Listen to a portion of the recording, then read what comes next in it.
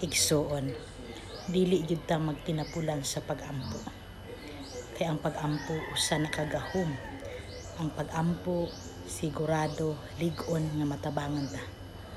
Munang ikaw kung unsa man ang imong gikabalak-an ron or imong gikahadlukan, depress, stress, ampo lay buhata.